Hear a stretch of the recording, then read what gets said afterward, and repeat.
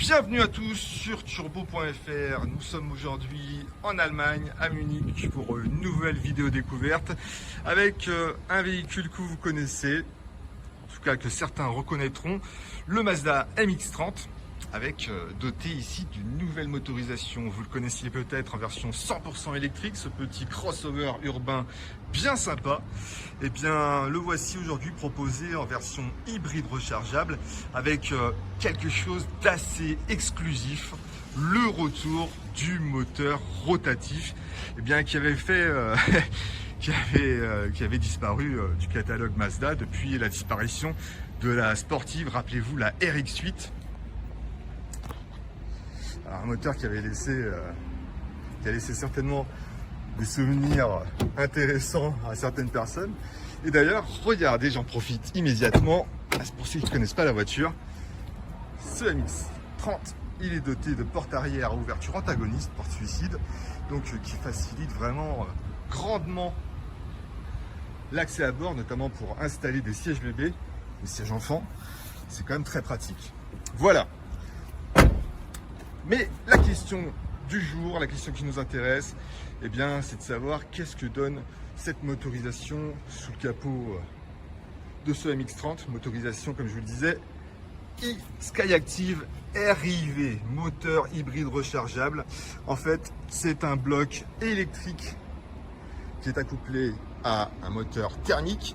Le moteur électrique se charge constamment d'entraîner les roues avant, c'est lui qui fait rouler la voiture, tandis que le moteur thermique ne joue ici que le rôle de générateur finalement, en rechargeant la batterie qui va alimenter le moteur électrique donc qui est exclusivement dédié à entraîner cette voiture. Le moteur rotatif fait environ 800 cm3, développe environ 74 chevaux.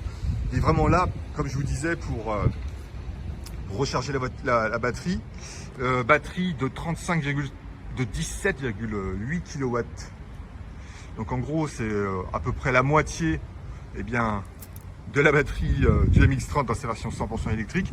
C'est une batterie qui est totalement compétitive avec les concurrentes de la catégorie, notamment chez Honda ou chez Toyota, et qui devrait lui permettre, en tout cas Mazda prétend à une autonomie en 100% électrique de 80 km. Ceci dit, on se retrouve jamais à court de batterie avec cette mécanique, c'est tout le principe. Et donc après quelques kilomètres, on a déjà pu voir que autour de 30 km d'autonomie restante, le moteur thermique renforce encore la recharge. Et donc on assiste à une petite surconsommation, vous aurez les détails dans notre essai. L'intérêt ici du moteur rotatif, c'est notamment son absence de vibration. En revanche, j'imagine que certains se rappellent que par principe, que structurellement, intrinsèquement, il est quand même assez gourmand, notamment en carburant et en huile, en tout cas sur la précédente. En tout cas sur la RX-8, c'est sûr c'était une autre ère pour Mazda. Là, c'est pas le même moteur, c'est pas la même cylindrée, c'est pas la même puissance, c'est pas la même utilisation. On va voir ce que ça donne sous le capot de ce MX-30. On vous donne les premières informations très rapidement dans notre papier. On va coupler tout cela avec une petite vidéo pour vous donner nos sensations de conduite au volant de l'engin. Est-ce qu'il y aura des différences au niveau du comportement? Est-ce que la mécanique fonctionne bien? Vous saurez tout.